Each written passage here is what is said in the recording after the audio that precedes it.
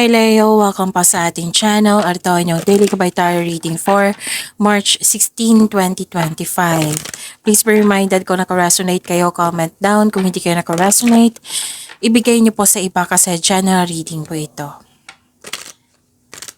This is for you, Leo, ngayong March 16, 2025.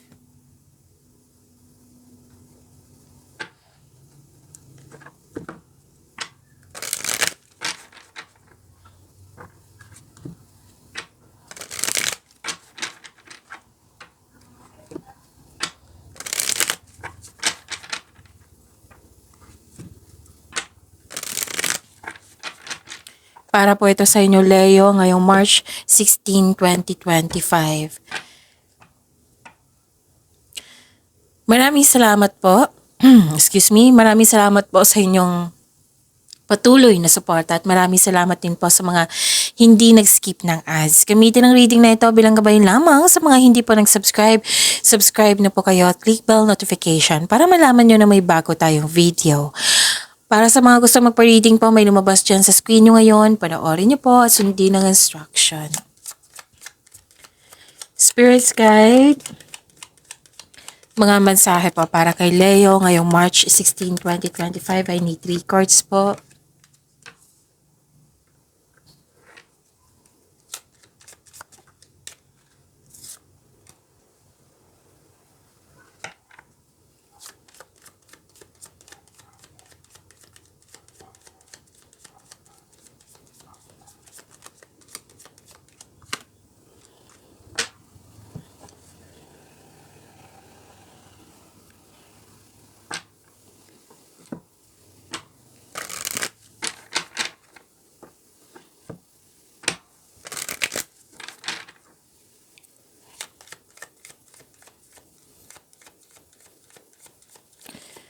Spirit's Guide.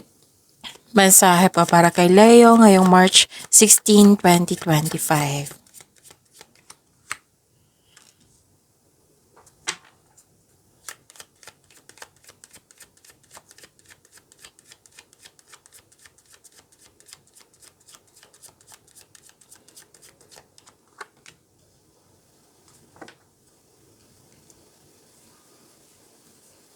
Okay.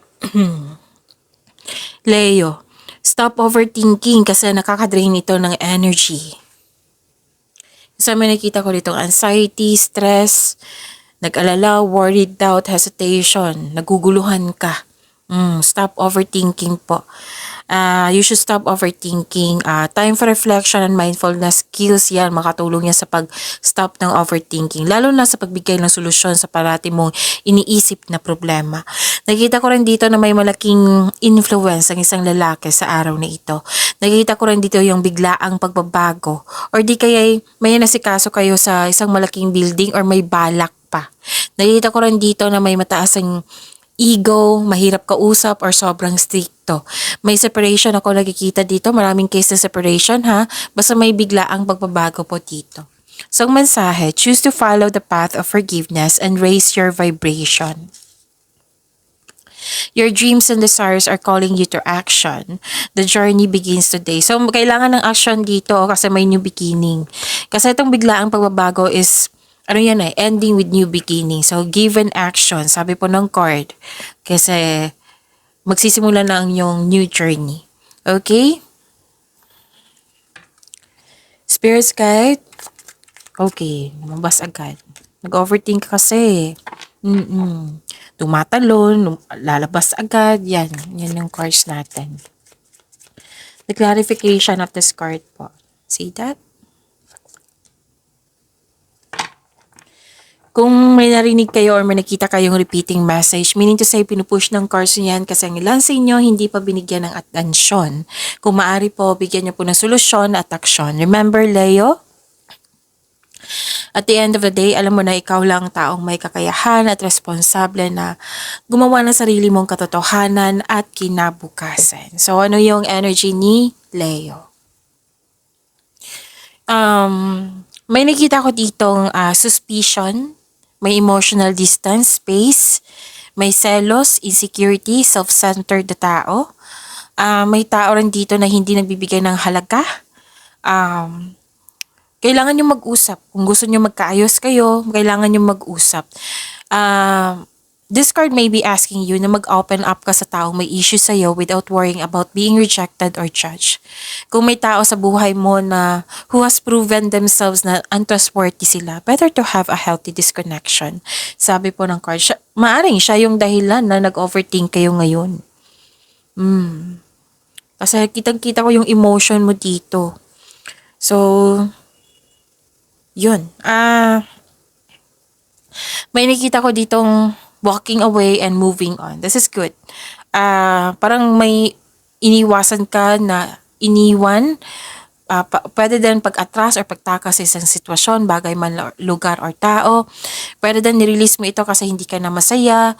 Umalis ka, gumawa ka ng action for your growth para magkaroon ng growth. Kasi umalis ka kasi hindi ka masaya. In-stop mo, nag-distance ka kasi hindi ka na masaya. So, itong action na ito, you're looking for growth. You're looking for beginning. Para sa iyong sarili. Pero sabi po ng card ha, na wag nyo hayaan na makulong kayo sa kalungkutan. Okay? Kailangan mo ng action para magkaroon ka ng freedom. Okay? So, yun.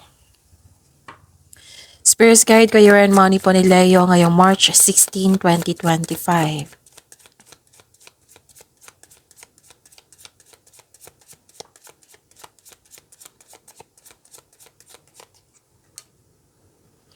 And the clarification of this card po. Okay. Dalawa ito, kunin ko na. Okay? Nagsimula ako nung the other day, 30 siguro to, na kukunin ko talaga pag may dalawang cards na lalabas. Kasi kasama yan eh. Gusto kong iparating sa iyo ng cards mo. Naging impatient ka dito. Kailangan nyo ng habaan ng pasensya nyo. Naging impatient ka sa isang tao, bagay man, or sa mga hinintay mo, sa mga ginagawa mo. Tapos mag-ingat po daw kayo sa paggawa ng desisyon. Alamin nyo kung totoo ba, what I meant is, alamin nyo kung karapat-dapat ba yan. Huwag kayong magpabaya po sa paggawa ng desisyon. So, itong delay, may delay po. Itong delay na ito, the universe is trying to show you something. Baka may na-miss kang opportunity. Let's say, baka may na-miss kang opportunity po. Let's say na, nagkaroon ng delay sa hinihintay mo kasi may ipaparealize yung universe sa'yo bago dumating yan para magamit mo sa tama. Pwede ganyan. So, the wisdom message is use your time wisely. Okay? Okay. Nakita ko dito may conflict, argument, or away. May toxic na tao. So, ito na yung sinabi dito sa energy cards nyo na nag-walk away ka. Dahil sa toxicity na ito. So, kailangan nyo talagang umiwas sa toxicity. Kailangan po. Kasi nagbibigay ito ng negative energy sa inyo. Mapanghinaan ka ng loob. Oo. Mag-ingat din sa response. Kasi baka may masabi ka na mas anong tawag dito? So, pasensya na po sa ingay ha, kasi may nag-collect ng basura. So, mag-ingat kayo sa mga sinasabi at ginagawa kasi baka ma-offend tong taong to. Mainit ang ulo niya. Or yun nga, parang salbahe to. Hindi siya parang, salbahe nga kasi nga, toxic. So, kailangan nyo mag-usap. I-address mo yung hurt feelings mo. Oo. Or umiwas na lang. Kasi nasaktan na kayo dito eh. Tapos, nakikita ko dito na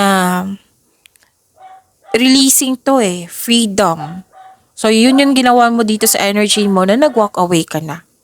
Tapos, wag mo daw ipagpaliban yung mga dumating sa inyo na opportunity na pagkakataon. Kasi, itong pagkakataon na ito, magbibigay siya ng anong tawag dito? Magbibigay siya ng kaunlaran sa iyo. Pero syempre, kailangan ng konkretong plano. Siguraduhin nyo kung dapat ba. You're fighting for what is right. Pinalalaban mo yung freedom mo. Okay. Spirit Guide. Love, life, self-love, partnership, and romance ni Leo ngayong March 16, 2025. Okay.